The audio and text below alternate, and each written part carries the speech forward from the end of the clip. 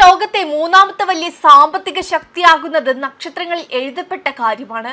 വ്യവസായ ലോകത്തിന് ഇന്ന് ഇന്ത്യയിൽ ലഭിക്കുന്നത് ഏറ്റവും മികച്ച സാഹചര്യമാണ്. ദാവോസിലെ ലോക സാമ്പത്തിക ഫോറത്തിൽ ഇന്ത്യയുടെ കരുത്ത് വിളിച്ചോതി പ്രമുഖർ. ഇന്ത്യയുടെ വളർച്ച ലോകരാജ്യങ്ങൾ തന്നെ അംഗീകരിച്ചതാണ്. ഇപ്പോൾ കരുത്ത് എത്രത്തോളം ഉണ്ടെന്ന് തുറന്നു പറയുകയാണ് പ്രമുഖർ. 2047 വികസിത് ഭാരത് എന്ന ലക്ഷ്യത്തിലേക്കുള്ള പ്രയാണത്തിൽ രാജ്യം കുതിക്കുകയാണെന്നും ലോകത്തെ മൂന്നാമത്തെ വലിയ സാമ്പത്തിക ശക്തിയാകുന്നത് ഇനി വെറും ഒരു സമയത്തിന്റെ മാത്രം കാര്യമാണെന്നും സാമ്പത്തിക വിദഗ്ധരും കേന്ദ്രമന്ത്രിമാരും അഭിപ്രായപ്പെട്ടു. ഭാരതി എന്റർപ്രൈസസ് ചെയർമാൻ സുനിൽ ഭാരതി മിത്തൽ ഇന്ത്യയുടെ വളർച്ചയെ ഒരു ആത്മീയ ഉപമയോടെയാണ് വിശേഷിപ്പിച്ചത്. ഇന്ത്യ ലോകത്തെ മൂന്നാമത്തെ വലിയ സാമ്പത്തിക ശക്തിയാക്കുന്നത് നക്ഷത്രങ്ങളിൽ എഴുതപ്പെട്ട കാര്യമാണ്. വ്യവസായ ലോകത്തിന് ഇന്ന് ഇന്ത്യയിൽ ലഭിക്കുന്നത് മികച്ച സാഹചര്യമാണ്. മുമ്പൊരു ലൈസൻസിനായി നൂറുകണക്കിന് ഡിപ്പാർട്ട്മെന്റുകൾ കയറിയിറങ്ങണമായിരുന്നു. എന്നാൽ ഇന്ന് ആ കാലം കഴിഞ്ഞുവെന്നും അദ്ദേഹം പറഞ്ഞു. ഇന്ത്യയെ ഒരു ഉപഭോക്താക്കളുടെ വൻകര എന്നാണ് അദ്ദേഹം വിശേഷിപ്പിച്ചത്. ഹാർവാർഡ് സർവകലാശാലയിലെ പ്രൊഫസറും പ്രമുഖ സാമ്പത്തിക വിദഗ്ധനുമായ ഗീതാ ഗോപിനാഥ് ഇന്ത്യയുടെ ഡിജിറ്റൽ അടിസ്ഥാന സൗകര്യങ്ങളെയും GST പരിഷ്കരണങ്ങളെയും വാനോളം പുകഴ്ത്തി.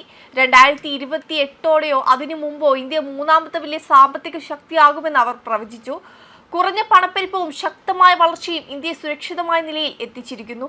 എങ്കിലും ഭൂമി ഏറ്റെടുക്കൽ, തൊഴിൽ നിയമങ്ങളിലെ മാറ്റങ്ങൾ, മലിനീകരണ നിയന്ത്രണം എന്നിവയിൽ കൂടുതൽ ശ്രദ്ധ വേണമെന്നും അവർ ഓർമ്മിപ്പിച്ചു. കഴിഞ്ഞ 10 വർഷത്തിനിടെ 1600 കാലഹരണപ്പെട്ട നിയമങ്ങൾ എടുത്തുകളഞ്ഞതായി കേന്ദ്രമന്ത്രി അശ്വിനി വൈഷ്ണവും വ്യക്തമാക്കി. 35,000-ഓളം അനുമതികൾ ലഘൂകരിച്ചു. മുമ്പൊരു ടെലികോം ടവർ സ്ഥാപിക്കാൻ 270 ദിവസം എടുത്തിരുന്നെങ്കിൽ ഇന്ന് അത് 7 ദിവസമായി ചുരുങ്ങി.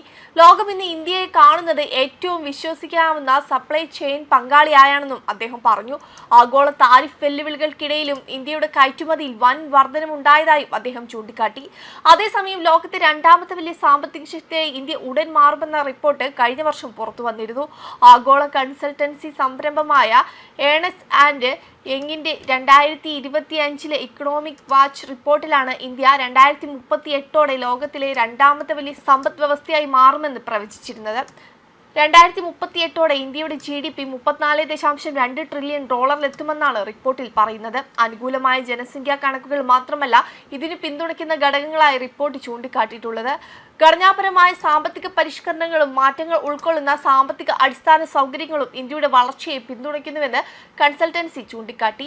2030 ആകുമ്പോഴേക്കും ഇന്ത്യൻ സമ്പദ് വ്യവസ്ഥ $20.7 ട്രില്യൺ എത്തുമെന്നാണ് അന്താരാഷ്ട്ര നാണയനിധിയുടെ കണക്കുകൾ പറയുന്നതെന്ന് EY ചൂണ്ടിക്കാട്ടി. US ഇന്ത്യയിൽ നിന്നും ഇറക്കുമതി ചെയ്യുന്ന ഉൽപ്പന്നങ്ങൾക്കുമേൽ അധിക തീരുവ ചുമത്തുന്നതിന്റെ ഫലമായി രാജ്യത്തെ GDPയിൽ 0.9% ആഘാതം ഉണ്ടായേക്കാം.